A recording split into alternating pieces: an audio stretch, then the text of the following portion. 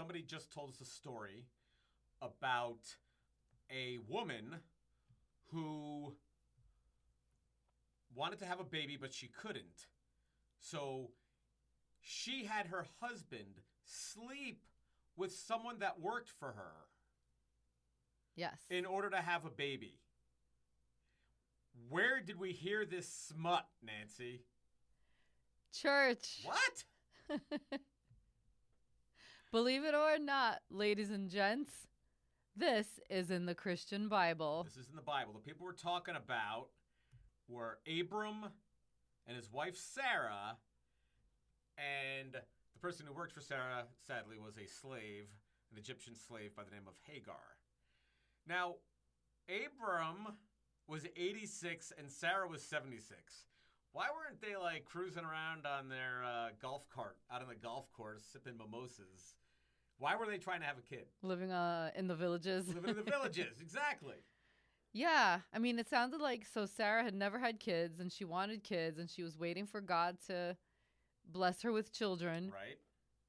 But my question is 76. I mean, once you hit like 50, you might start to suspect that ship has sailed. Yeah. And you're kind of preaching to the wrong people since we don't have kids.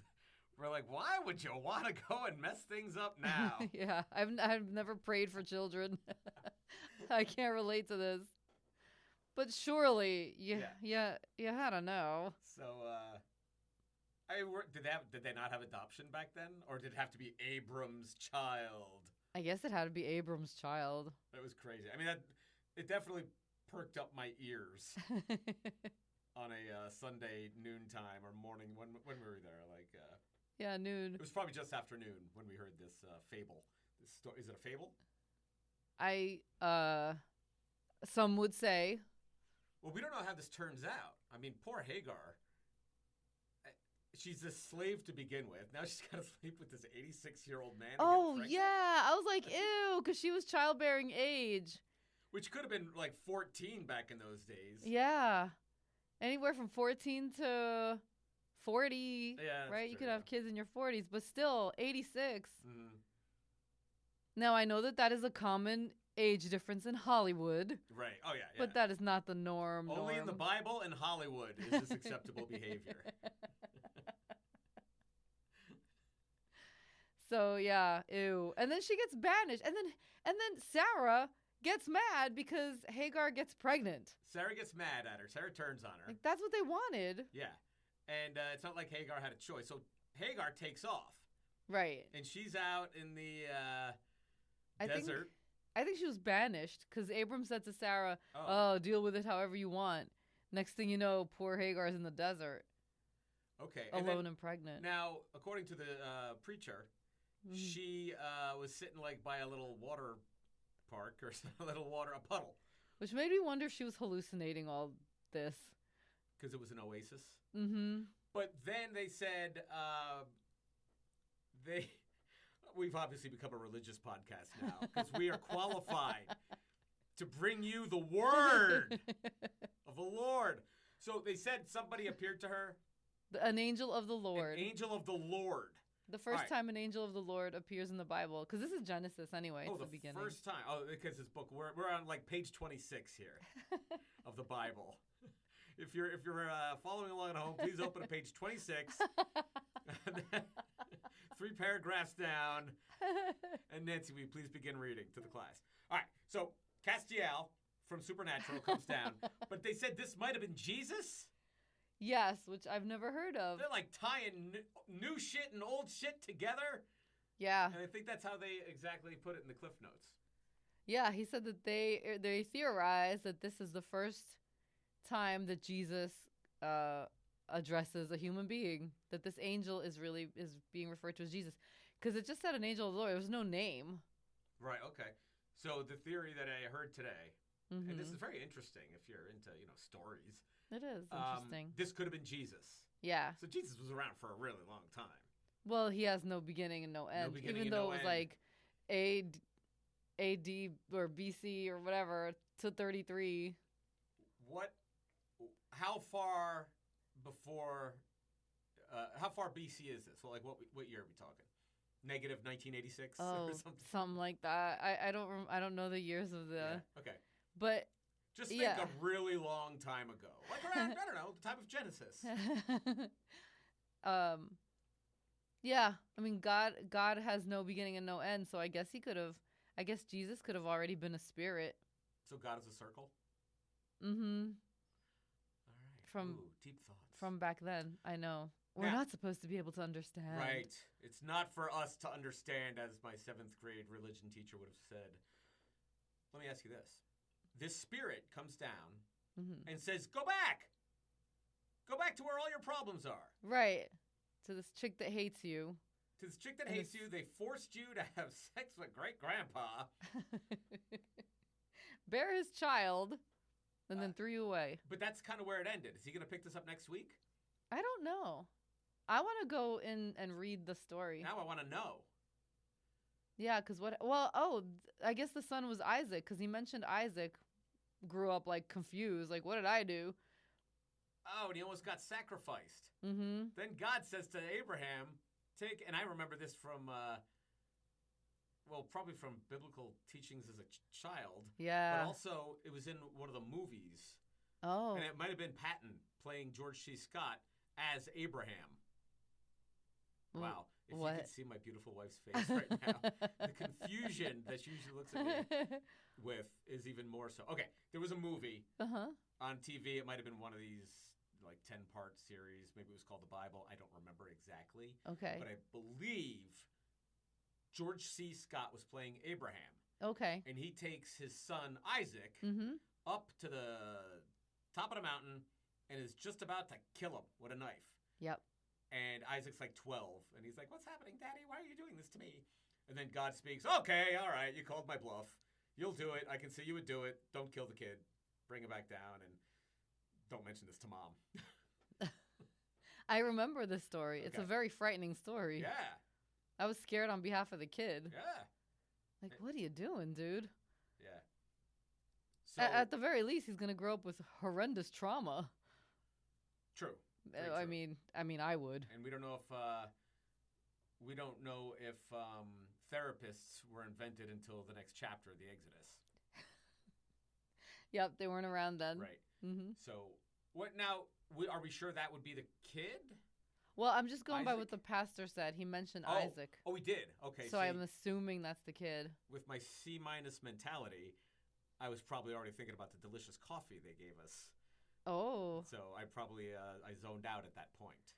But it had to be because it said, Isaac was Abraham's son, and who else, right? Because didn't he have a couple of kids like Gabriel, or how's that song go? Song? Abraham, ham. Oh no. They all to Abraham. Second one's name was Isaac. Oh. No, okay. No, I'm sorry. We didn't sing that in my church. No, okay. Then there was a Jacob, Abraham, Jacob, Isaac, and Jacob. And was Jacob Isaac's son? Then it begs the question: how many? Who's Isaac's son? How many kids did Abraham continue sleeping with Hagar after that, or did he just have the one son? What happened to Hagar? Mm-hmm. We need to know this. I want Hagar the miniseries. Mm-hmm. Maybe we'll provide that here. Maybe we'll just make it up. Okay. If we can, we'll find whatever we can. Yeah. So stay tuned. And he turned it. Then he tied it in with real life, like our lives today, like trust God, God's timing, and God's plan. Yeah. Don't forgive yourself for past sins, because he still ended up giving Abraham. We assume he was always in God's favor, right? Okay. He was like, "Oh, I'll give you everything in the world." I don't remember, some covenant, something about a covenant. Yes, Chris. Let me ask you this. Okay. He also said, now, up till this point, we've been referring to him as Abraham, but his name was Abram. Right. In the Bible. And then he became Abraham. God changed his name from Abram to Abraham. And I believe what the preacher said was that gives him a new identity. So he's adding one vowel and one consonant to change Abram to Abraham, and that's a whole new identity? Apparently. I heard he also gave him these fake glasses with a big nose and bushy eyebrows and a mustache, and that also helped change his identity. Is that true? It's in the Bible. I believe that's where Groucho Marx actually got that from. He got that right out of the Bible. Yeah, that's correct. So those two things together, nobody knew who Abram was anymore. And now it's just Abraham. Right. Is that even Sarah didn't know anymore. Sarah had no idea. Right. She's like, who's this man in my bed? He's like 88 by this point. But really, I mean, is that how the story went? He gave him a couple of letters to his name, and now we're not supposed to know who he was? I don't know the story. I'm a terrible. Maybe call him Scott. Yeah, I don't know the story behind the changing of the name. Yeah. Okay. Honestly. I just that piqued my interest. Do you think he was mad at having to change diapers and stuff? I mean, you're 80, fucking Absolutely. 8. I absolutely think he was mad. He was like, this is bullshit. They didn't say this. This wasn't in the brochure. Poor Hagar. Poor Hagar. I hope she went on to marry a real dude. Some hot dude like Saul. Yeah. I know very little about Saul. Isn't he the one who had one of his best commanders killed so he could sleep with his wife, Bathsheba? Man, that Bible is dirty. Oh, it is dirty. It's full of all kinds of... It's a soap opera. That should be the next soap opera. The Bible. Yes. There is cheating and polygamy and all kinds of... Murder. All the 7 deadly sins are well represented. Yeah, murder, lots of murder. Right. As the pastor said, Jerry Springer-esque type of stuff. Good shit. All right. Well, that's what we did today so far. How's your week been, Nancy? Oh my goodness, it's been busy and really good. Yeah? Yeah. We did something very unique. Something new and different. Yeah. Something I never thought I would ever try. You want to tell us about it, Get your Nancy? minds out of the gutter. Yeah, come on. This ain't from the Bible. This is real life. Are you talking about what I think you're talking about? Annually. Oh, my God. Very nice. We're watching Rules of Engagement. Yes. I have to give credit where credit is due. We're talking about clown class. Clown class. We went to clown class yesterday. Yeah, we did a workshop. Mm-hmm. This nice gentleman we met through our improv classes is also a clown teacher, and he had a workshop, and we went and checked it out. And it was fun. Yeah? Did you like it? Yeah, I loved it. What'd you like about it? It made you get out of your head, out of stupid, the stupid stuff that plagues you every day, all your problems, all your nonsense, and it really made you play. We got back to our roots of being kids again and playing and tapping into emotions and really raw stuff. Yeah. Just acting goofy and silly. We bonded. What did you enjoy? Did you enjoy the exercises? Yeah. I enjoy acting like a jackass, and we were given that opportunity. And just coming up with it was kind of like improv. I feel like maybe everybody doesn't feel that way, but I felt like at least the games and the exercises we were doing were like improv. Gets you, you shed all the societal expectations, and you act like a doofus. You come up with some stuff on the spot. You play a bunch of games, and it was a fun way to spend 3 hours. Yeah, it really was. Now, I think there were people in there who actually want to go on and study and become a clown, and then there was just regular people who were like, "Wow, a clown workshop," which is kind of like our attitude. What about you? Could you ever be a clown? No. No. I never say never. Right. But I did not feel the calling to continue on and pursue being a clown.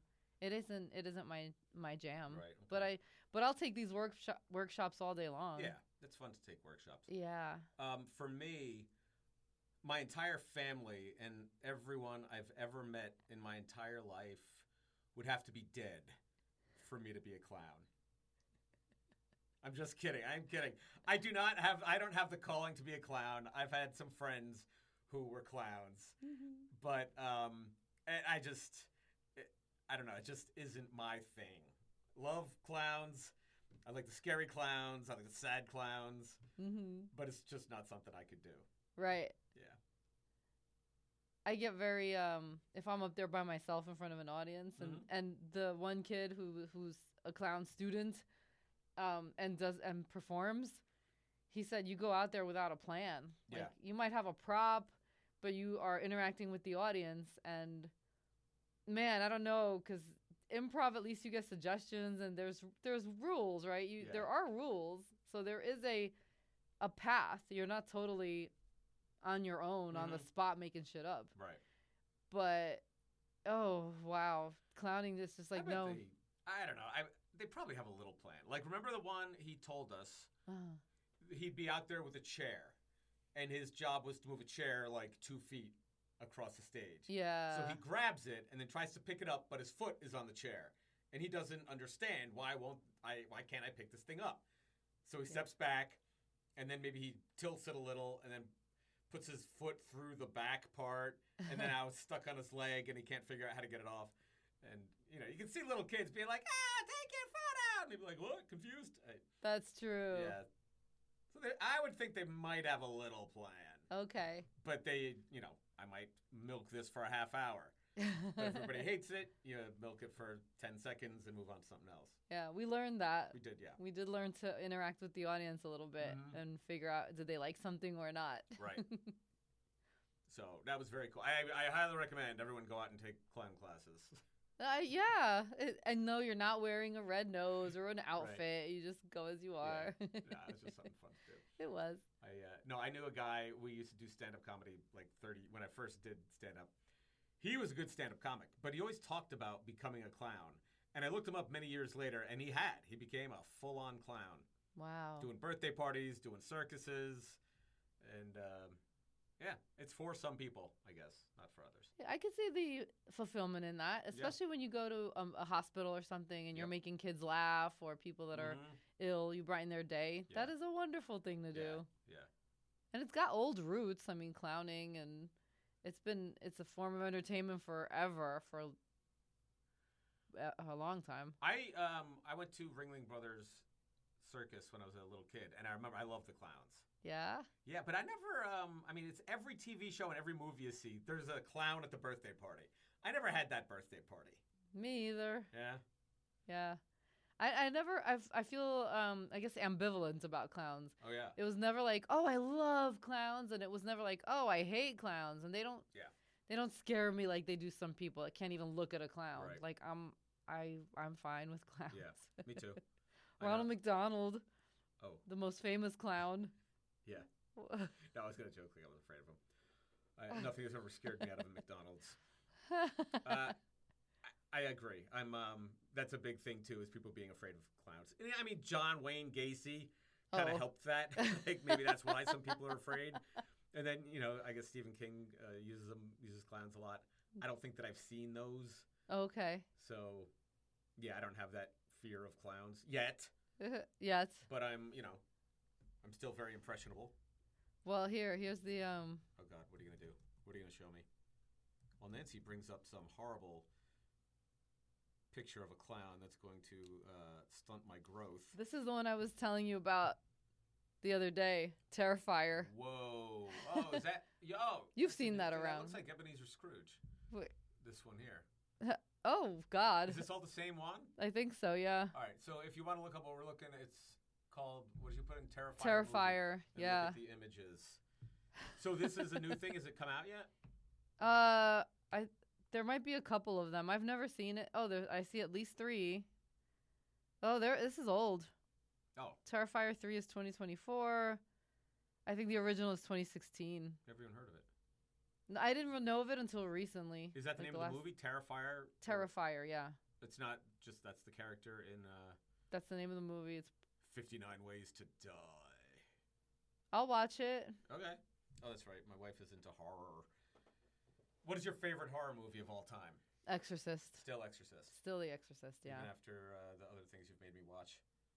Yeah, we watched some good ones, but Exorcist I've watched a whole mess of times. Okay. The re-release a few years ago. Nice. Yeah. Okay. Still a classic. Excellent. Speaking of horror, how are your Krav classes this week? Oh, excellent. Thank you. We've been doing a lot of boxing. like kickboxing. Sometimes just boxing, sometimes kickboxing, like live. Not completely. Well, some people treat it as live. There are some people who are like, I'm in the fight of my life. I have to swing and hit as hard as I can. Oh, God. And including some women. Like, there's this one woman who just goes 100% all the time, no matter what. Like, if it's a choke from behind, they don't, like, politely put their hands. I mean, she, like, seriously chokes you. Oh, my God. So it's like... Did she go through some trauma? Maybe. I don't know. Or so maybe women think, well, the men are tough and they can take me if necessary, so let me go to town. Maybe, yeah. But, you can never let your guard down, literally. But the other night I went to, it's actually a striking class. So the previous ones, you're in a Krav Maga class, they might teach you anything. You might be doing some jiu-jitsu. You might be getting attacked with a knife and, how to... But lately we've been doing some boxing. But then I went to a class on Wednesday night where it's called striking. And the guy teaching it was just this humongous guy. And he said he's a light heavyweight. And so what you do, you learn a couple of moves, you partner up, you do things slowly, you do combinations. And then you go like 6 rounds with 6 different people. Each time it's like 3-minute rounds with somebody. And here you're kind of going live. So you can punch to the head, punch to the body, kick to the legs, kick to the body. And you change partners. And the first time I was like, oh, there's nobody left. I look at this humongous instructor guy. I'm like, and this guy is like a heavyweight MMA fighter or something. I got to go with him. So I'm like, this guy's not, I mean, he's like twice my size.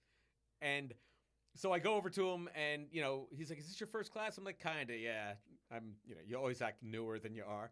And so he starts, I felt like there were 6 arms coming at me. I feel like I could hear them whizzing, like, zzz, zzz, zzz, zzz. But he wasn't landing the punches. He was just kind of like touching me. And it was comical. And so I stopped him and I was like, wait a minute. How is a short, stubby man like myself supposed to hit somebody like you? And he's like, okay, good question. And he started showing me how, like, you kind of go in low and then you throw like an overhand. And he got down on his knees in front of me to like simulate our height difference. He goes, okay, so this is what you want to do. The whole thing, it was like a comedy show. So, and then there was another instructor taking the class, also the same thing. He helped me a lot, but he's just like, it looked like there were a whole bunch of these bright blue boxing gloves coming at me. But he wasn't punching me. You know what I mean? It's just like touching me. Yeah. And so it's interesting. I see it as a long learning experience. But when I try to go to sleep at night, I like start flinching because I feel like there's punches coming at me. Is that right? Sometimes, yeah. Oh, like that elevator effect or cruise ship effect. Yes. Yeah. Well, look how much you've learned. I mean, we used to do Krav in LA. Yeah. And then you started dabbling in BJJ and then getting all into it. And now, do you have a discipline that you like the most, or you just like the idea of taking everything all at once? I do like the idea of taking everything all at once. The problem is you can only get there a couple times a week, and there's so many different things to learn. Like when we first started, they did it a little different at our old gym. They would teach you Krav, but I feel like you didn't start sparring, I think, until you hit a green belt. Green or blue. I think I remember hearing that. I think, yeah. So we were hitting pads and we were learning moves and combinations and stuff. But this place, it could be your first day and you might be sparring with somebody. Holy shit. Yeah, but they're also like, look, don't be a dick. Don't punch the person with all you got. But some people get overzealous or I don't know. But you don't want to be standing there saying, you're punching me too hard. I know. So when I was doing jiu-jitsu like twice a week for a couple of months, I missed striking. And then when I'm doing a lot of striking, I kind of miss sometimes jiu-jitsu. Okay. So they do have what they call grappling classes here, which I think is really jiu-jitsu. But I don't know that they fit my schedule at this point. Got you. No, I think that's great to keep Now, when you walk around out in public when we're out and about, are you more on guard from taking classes? Yes. And this happened when we first started taking Krav. So, you're like, that person's going to attack me. That person's going to attack me. That one's going to attack me. Yeah, she looks like a nice little 86-year-old grandmother, but she's dangerous. I've seen what they can do. I get the same feeling, but it's from listening to a lot of true crime podcasts. Oh, yeah. That's true. Anybody who approaches us, they're going to kidnap us. Oh, yeah. Nowhere is safe. And in reality, it's like a teeny percentage that anything would happen. Yep. Even in church, I'm like, does everybody look normal around here? There's so many fights in church. You've really got it. Yeah, I mean, do not let your guard down in church. I was thinking about bringing my gloves. I'm going to wear my boxing gloves next week. That's good. Just in case. You never know. Right. Okay, I just got startled because my batteries just started dying, and it went click in my ear. And since we're talking about all this, oh my god, the click and the change, and like the voice went from clear to hollow, and it just scared the shit out of me. Wow, on a visceral level. All right, well then let's change the subject since this is obviously a very traumatic subject. Have you ever been to the Sphere?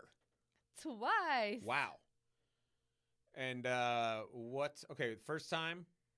We saw Postcards from Earth. Postcards from Earth. With a couple of good friends. That was fun. Yes. Yeah. It's trippy. It's like one of those, they used to call it, the hell was it called? The Cinema 180 or Cinema 360 or something. I don't know. But it's like when the screen's all around you. The screen would be all around. I mean, that's what the Sphere is. It's what we used to go to a long time ago. I can't remember. Planetarium, maybe? Like when you're lying there and you look at the whole ceiling as a screen? That is true. Do we have planetariums here? I would like to go to a planetarium. Right. I bet technology has improved since the last time I went to a planetarium. Okay. Okay. And that technology is now the Sphere. Uh-huh. I'm guessing. Well, oh man, it was like, I'm trying. It was basically, it was a screen that was all around you, and you look like you're riding a roller coaster, and then you're flying over a city. It's kind of what Postcards from the Edge is. Postcards from Earth? Oh, and like what that the hell is Postcards from the Edge? I don't know. Is that like some, maybe that's a different. Like one of those trashy novels? The Edge. The Edge of what? The Edge of Night. Are you thinking of, I know what you're talking about. Like, the flyover ride where you have the seat.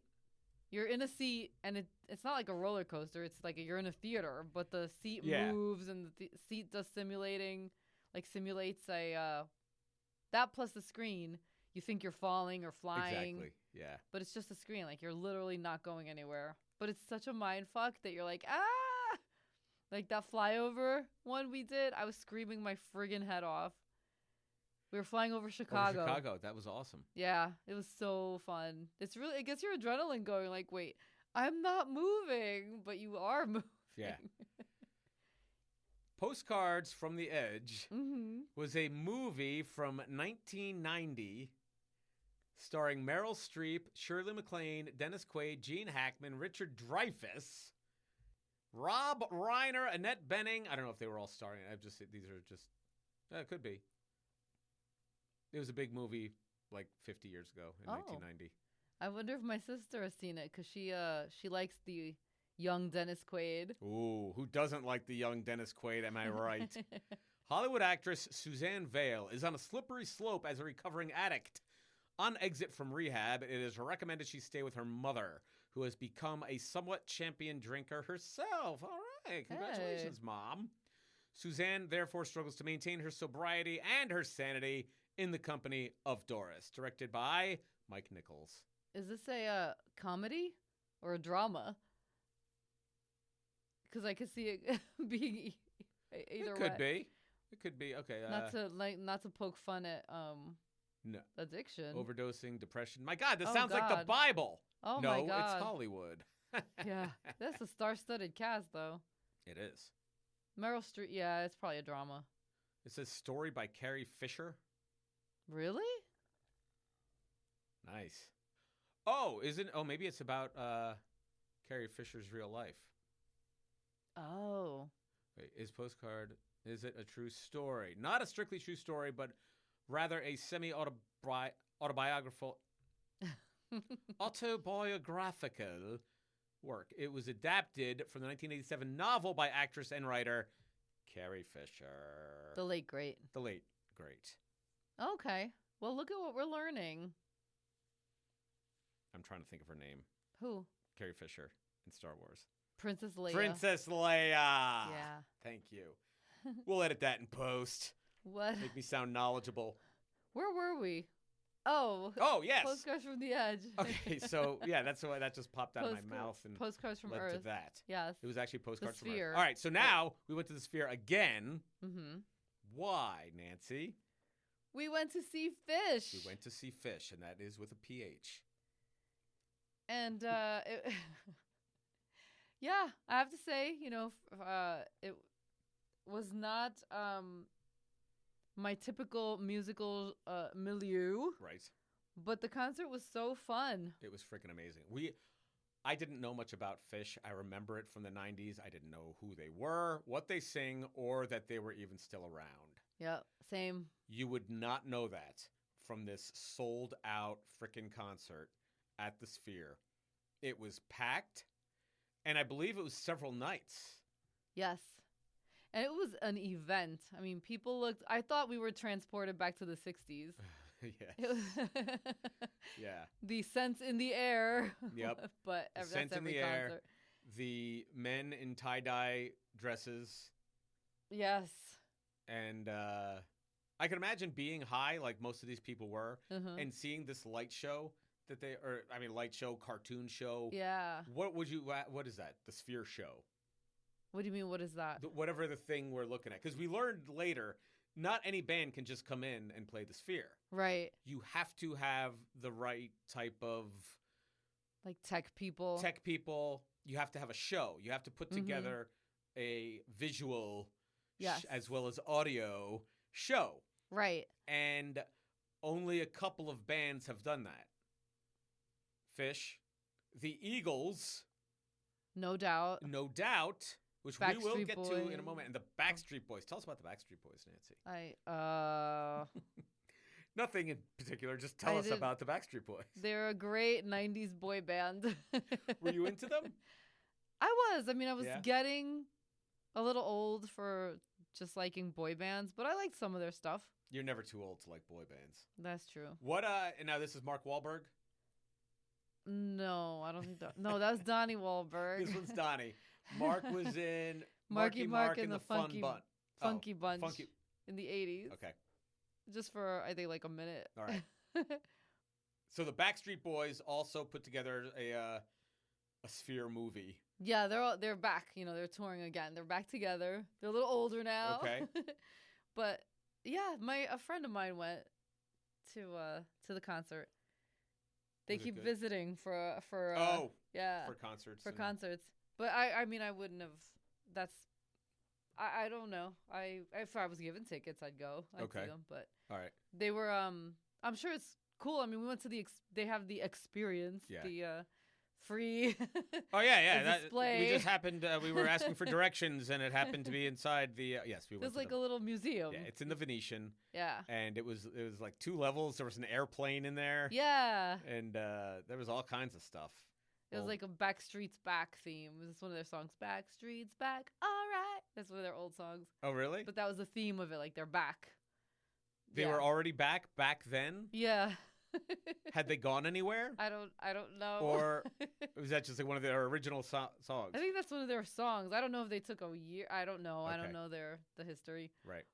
I liked whatever was mainstream. Okay. I didn't follow them closely. Are you getting a little flushed? I am. Do you want some water? You want to take a break? No. So but who was your favorite of the boy bands? I guess from that time period. Oh, I really liked oh god. Oh wait, I just not answered my own question. Not 98 Degrees. There was another one. Does Menudo count? The Right Stuff. Who the hell? New Kids on the Block. I loved New Kids on the Block. Okay. They were my favorite probably. Menudo is my very first favorite. I was 7. They were my very first favorite boy band ever. Now, they are before all these other guys? Oh, yeah. They were formed in the early 70s. Early to mid 70s. Menudo, okay. Yeah. And, all right, back to, I'm sorry, New Kids on the Block. Who was in that one? Jordan Knight. I don't remember their names. Okay. But are there like a famous, like a Ricky Martin or a Mark Wahlberg? Oh. Mark Wahlberg to come out of that? New Kids Our neighbor, on Mark the Block. Wahlberg. Original members. I'll tell you if I remember. All right. Brothers Jonathan and Jordan Knight. Donnie Wahlberg. Oops. Really? And Danny Wood and Joey McIntyre. Okay, I know that name. Was he an actor too? I thought Donnie Wahlberg. Really? What name do you know? Joey McIntyre, I think. Oh, I don't know. I don't know. I think they're wrong about... Oh, maybe he was. Donnie Wahlberg wasn't it? Okay, it was Donnie Wahlberg in Backstreet Boys. Donnie Wahlberg. All right. In Backstreet Boys. No, he was not in Okay, so I misspoke before. He was on New Kids on the Block. Who the hell was in Backstreet Boys? Wow. All right, this has really gone off the rails. Yeah, sorry. Okay. All right, so anyway, back to the Phish. So back to Phish. Mm-hmm. It was amazing. Go to Vegas. Go to the Sphere. See Phish. Would you agree with those statements, Nancy? Well, I would say go to a show, go to a concert, whatever. They're very like Grateful Dead sounding, I guess. That's what I thought. Yeah. And I think I Googled that, or I asked AI, and they say, no, it's nothing like it. I don't agree. Oh, I mean, the visuals are amazing. Like the light show they had, the videos, it was very, very creative, very imaginative. Funny. You do feel like in some parts, like you're flying over something or other, like the effects you just. Yeah. And I heard that the No Doubt concert, they dropped like oranges from the ceiling. Not oranges, like little souvenirs, like rubber souvenirs of oranges from the ceiling. Right. So if you we're lucky enough to get one that's like a free souvenir. Not like the ones I was juggling yesterday. Right. Those were hard plastic. Yeah, those are like what your mom had on, or your grandmother had in a part of a plastic fruit bowl in 1969. They were probably those felt orange balls. Yeah. Which, do you have anything else to say about Phish?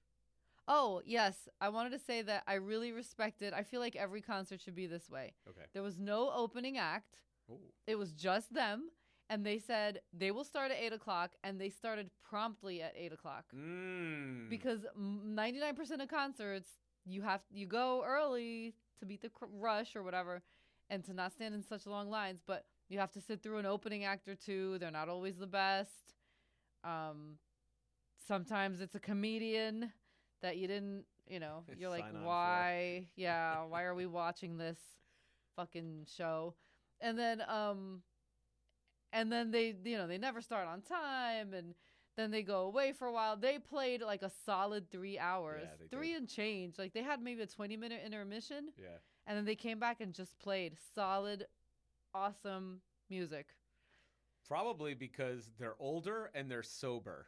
Oh. Now, I at least know one of the main guys. I looked him up. Happened to be he's sober for a long time. Good for him. So he's probably. What happens with a lot of these, and I can't think of anyone off the top of my head. I just hear these stories of where the guy shows up at the venue. He's all fucked up, and then they gotta do the old Fred Flintstone and duck his head in a tub of cold water to sober him up.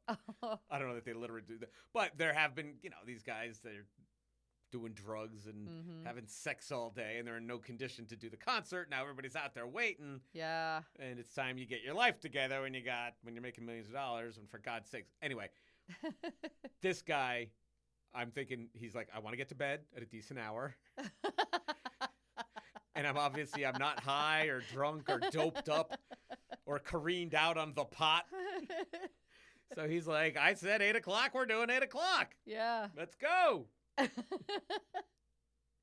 So yeah, I loved it for that. And yeah, with the music combined and the visuals, it was quite a spectacle. It was a great show. Yeah totally awesome. No, I can't speak for the other concerts. I'm sure No Doubt put on a amazing show. My sister has seen them in concert years ago. Okay. And she said she said her energy is off the charts. Right.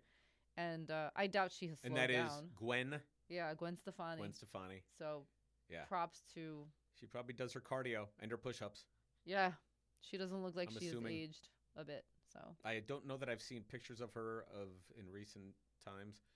I just see that one from the one cover. oh, okay. Maybe. I saw her perform. I think we saw her perform on TV, like some Christmas thing with Blake Shelton. Now she's married to. Yeah. Oh, okay. And she probably looked exactly the same. Yeah. Well, I think she has had the same help that all these rich celebrities have. They have a chauffeur. Yeah. There's tricks to looking that youthful. All right. Well, good for her. But yes. Yeah. So they also play a show there. Yeah. And are they playing there right now? Yeah, they have a residency right now. At the Sphere. At the Sphere, which is why we went to. They had a No Doubt experience. No Doubt in experience. In the same place, yeah. In the Venetian. Yep. Which also is what the Sphere is affiliated with. Yeah, I don't know the partnership, but it's like, yeah. They got that walking mini land bridge inside. Yeah. From the Venetian to the Sphere. Right. And back. Yep. And we went there directly from clown school. Yeah, we did. And it's put on by a company called Vibe. I think it's VIBEE. They are like an entertainment company. And it's spelled like vibe. Credit for that, yeah. Go. But it's Vibe. Yeah. All right, go Vibe. Yeah, it was fun. It was cool. It was a bunch of nostalgic stuff, old pictures of albums. There were little. I guess I didn't know oranges were such a big thing. I guess because they're from Orange County. Yeah. Yeah. I mean, I know No Doubt. I know it's Gwen Stefani and a bunch of other people. Apparently, her brother started it. Right. And I know their songs. I don't know much other than that. Yeah. I know she's married to Blake Shelton because you had told me that. Oh, yeah. I knew that's her second husband. The first one was Gavin Rossdale, the lead singer of Bush, who I loved. Okay. When I was, in the 90s. I was into all that music.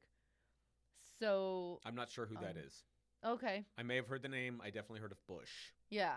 They have a couple of songs that were humongous hits. Okay. So. But what I want to say was it's cool because it's like, it's free, this free experience. And they have, not just pictures, but they have memorabilia. So they'll have like actual instruments that the band played, either in videos or in concert. They have photo ops. They recreate scenes that are meaningful in some way. They have outfits that she or the band, the band has worn. Mm-hmm. So if you're into that, that's really cool to see. Like things that that belong to the band. Mm-hmm. Good nostalgic stuff. Kind of like a mini one band only version of the Rock and Roll Hall of Fame. Yeah. That's a good way to explain it. And I wonder if they take that stuff from the Rock and Roll Hall of Fame. Oh. Or if because we've seen a couple of these. Yeah. And I wonder if they're like, hey, why we don't want to make people go to Cleveland. Oh, Cleveland is cool. Let's set it up. We love our listeners in Cleveland. We can't wait to get out there again and see you all and have a cocktail or a beer. A cocktail there is a beer. We'll correct? go on the Goodyear. We love the Goodyear. We just because our family in Cleveland, we've been there several times. Every time we go to Cleveland, it feels kind of homey. Yeah. The Puerto Rican food is great. The Puerto Rican food's great, and it probably helps that you've got family there who are always, they roll out the red carpet for us. Yeah. Yeah. Mm-hmm. And they do have the Rock Hall. And they call it the Rock mall, Hall. And they got places. The mall. The mall. The mall. Did we go to the mall? It's a giant mall. I forgot what it's called. We might have gone to the mall. I'm just, it's not registering at this moment in my brain, But no problem. I don't want to digress and start talking about malls. Yeah. But they got the flats. Is that what it's called? The flats? The flats. Underneath the bridge? I love that area down there. And that's where you saw Derek Jeter. Oh, my God. Has your neck recovered? It took a while, but yes. Okay, good. Yeah, we were walking by a place. I think we had just been like, since we're Met fans, we were bagging on the Yankees. Oh, God, I hate them. I hate Derek Jeter. I hate all those guys. And we were talking about him because they were in town to play the Yes. Indians. The Yes. Guardians, but the Indians at the time. Indians attack. We're talking, this is like 1999. Yeah. I think we went. Something like that. And we go walking by a restaurant with a huge window, and we look inside, and it's like the entire Yankees starting lineup. Derek Jeter sitting there going, that's right. He was looking us right in the eye as Nancy's head whipped around. I think you blinded me with your hair, and I went flying out of the picture. And it was just you and Derek sharing a moment. And then I crawled back, and I said, is that Mariano next to you? All the shit I was talking 5 minutes before. Derek Jeter's overrated, which he's not. He was not overrated. But my hatred for the Yankees overshadowed my love for the Mets. I just talked so much shit. And then I was like, oh my God, he's hot. He was hot, in her defense. I completely, I'll say this, sorry for any non-Spanish listeners, but there's a saying in my favorite Puerto Rican idiom. It says, el que escupe para arriba, la saliva le cae en la cara. If you spit upward, the saliva will fall on your face. Nice. And that's what I did. It was like, don't talk shit because it's going to come right back to you. I love it. So. That's awesome. So, yeah, we love Cleveland. Mm-hmm. We're going to send them a nice gift basket. Was there anything else you wanted to cover? Are we good with, no doubt, with the Sphere? Come to Vegas. Vegas is still fun. Vegas is still packed, ain't it? It is still packed. I mean, in the Venetian yesterday, there was plenty of peoples. It's summer now, so it's warming up, but there's lots to do. Lots of great festivals. Lots of activities. Anything from local to the Strip to $4 signs to free.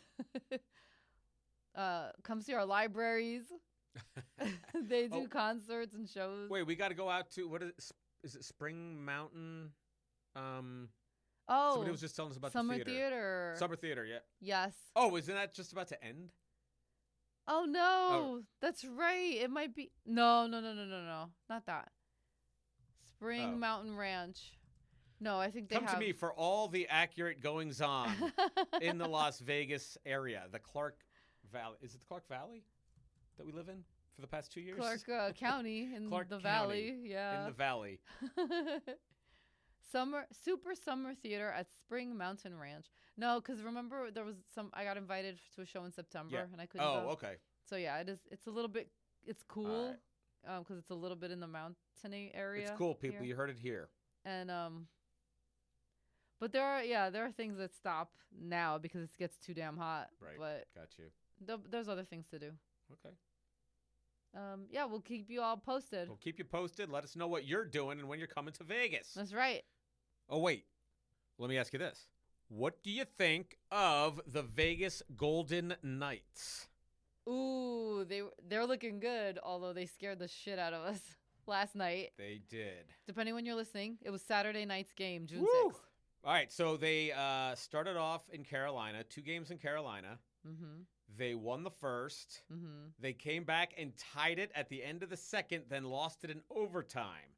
So they came here back to Vegas, where some people are still saying, I can't believe you guys have a hockey team out there in the middle of the desert.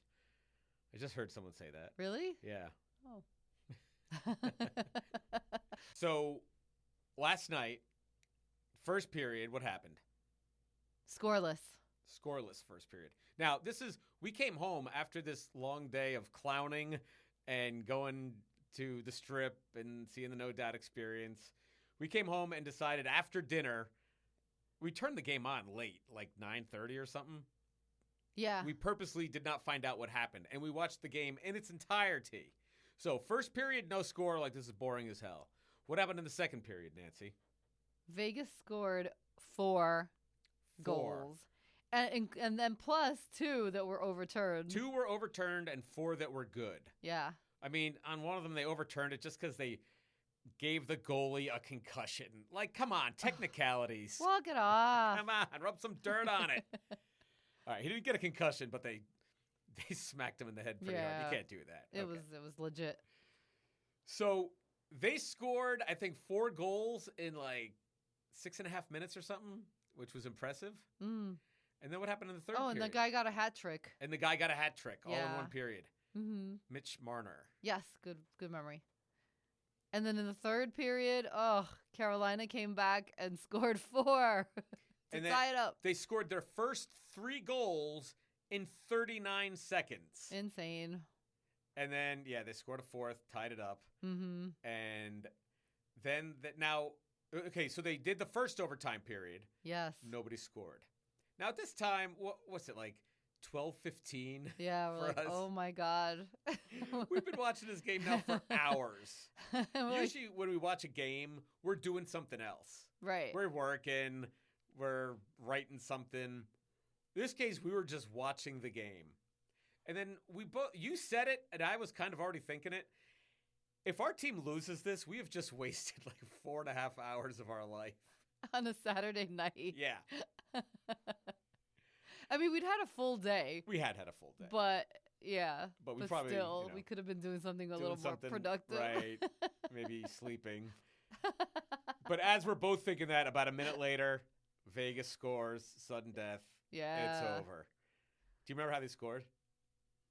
Yeah. It was the most bizarre shot, at least I've ever seen. Maybe they see that in hockey a lot. I don't watch a lot of hockey. But you describe it. Okay, so the Vegas Golden Knight guy hit it from, I don't know if it was quite center ice, but it was a good distance away. But it wasn't really at the goal. It was by the goal, to the right of the goal. Mm-hmm. It bounces off the back wall. Mm-hmm. Ricochets off one of the opposing team's sticks, and then off of the opposing goalie's skate and directly into the goal. Yep. So the guy hit it, and it hit 3 other things. It was like pinball. It was like pinball. He was the pinball wizard. Yeah, it was amazing. And, seeing it in slow-mo, you're like, what the hell? I can't believe it happened that way. But the Vegas Golden Knights came out victorious, and I believe the team that wins Game 3 and 70% of the time wins the Stanley Cup. Oh. That just came out of my knowledge. Okay. Yeah, they put that up on the screen during the game. I thought so. So Vegas went up 2-1, and the next game is not until Tuesday, which we're greatly looking forward to. Maybe we'll watch it. Oh, no, we can't watch it in real time. Or can I don't know we? what time it... The game is at 5 here on the West Coast. If it ends on time, because we have salsa at 8:30. We have salsa at 8:30. Yeah. So we may be listening to it on the radio on the way to salsa. The radio. What's a radio? For you kids out there, radio is something your great-grandparents used to listen to. Look up Fireside Chat. Fireside Chat. This is the modern day Fireside Chat. Everybody get yourself to a fire, but make sure it's a legal and controlled fire. Don't light one. No, such as like in a fireplace or bonfire. Or fire pit. So yeah, go Knights. Go Knights. Hopefully by this time next week they are already Stanley Cup champions. We will report on it. Yes, I may even buy a shirt. I want something cute too, like a t-shirt or a tank top. All right. All hail to the bandwagon. Woo! All right. Thank you, Nancy. Thank you, Chris. Hasta luego, motherfuckers.